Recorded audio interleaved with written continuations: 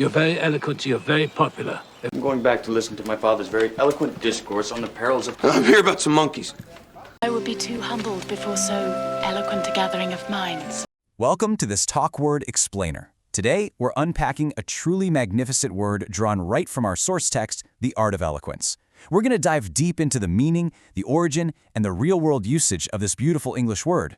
You know, vocabulary is really the foundation of connection, so get ready to add a super powerful, sophisticated tool to your linguistic toolbox. Let's jump right in. So let's start with a scenario. Have you ever heard someone speak just perfectly? I want you to actually think about that for a second.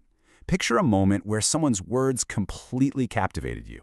Maybe it was a renowned leader delivering a historic address, or a brilliant actor bringing a script to life with just incredible passion.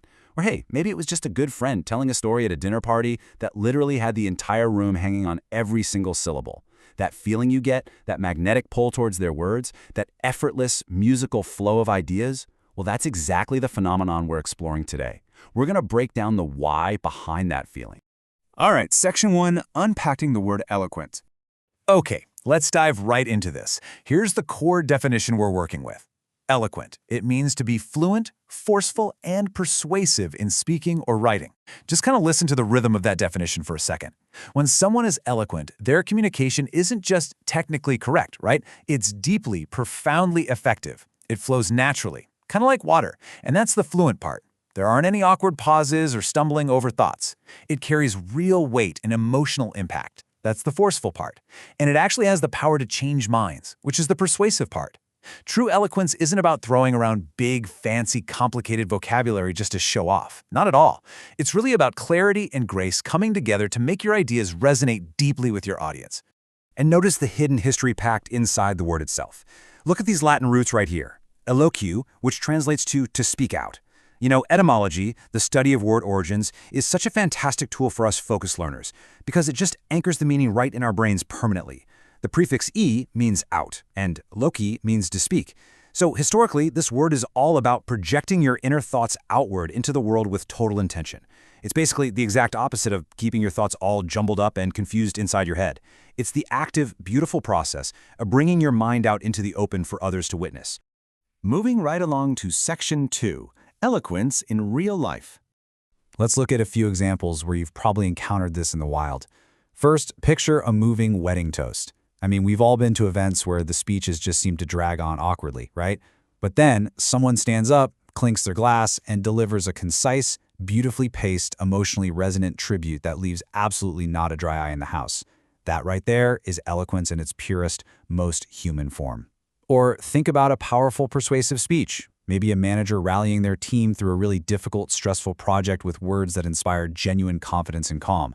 And hey, this crucial point applies beyond just speaking out loud. Consider a beautifully crafted letter. Eloquence lives on the page just as much as it lives on a stage.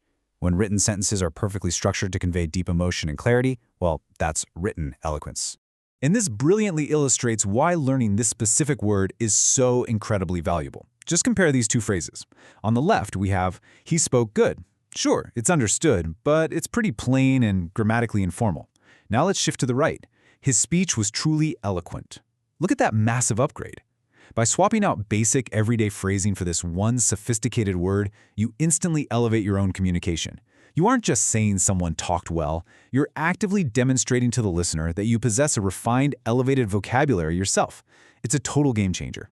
Let's jump into Section 3, using eloquent yourself. Let's move to and see how this builds grammatically, step by step.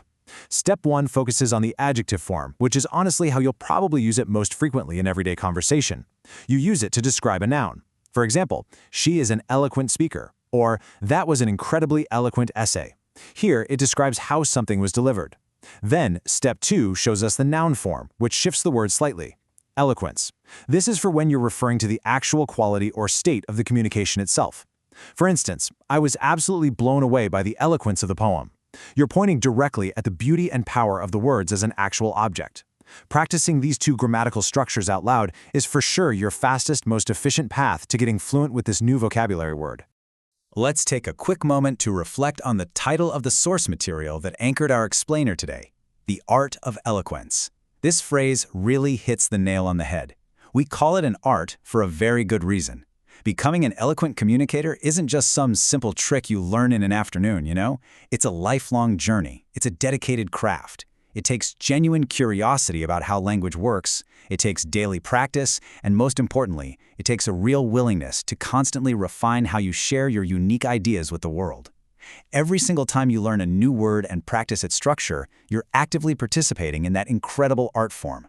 So, I want to end today's explainer by turning things completely over to you with a simple but profound question. Who is the most eloquent person you know? Seriously, I want you to really think about a friend, a mentor, a podcaster, or maybe a public figure. What is it about their specific word choice, their tone, or their pacing that makes them so incredibly captivating to listen to? Reflecting on this is absolutely going to cement today's lesson in your mind and hopefully inspire your own daily communication. Now, if you love this deep dive and want to continue leveling up your vocabulary every single day, I have a fantastic next step for you. Make sure you check out our companion app, Talkword. On the Talkword app, you can listen to incredibly engaging podcast-style explanations of absolutely any English word you want to master. It's literally the ultimate tool for a focused learner like you. Thank you so much for joining me today. Keep practicing your art, and I'll see you in the next explainer.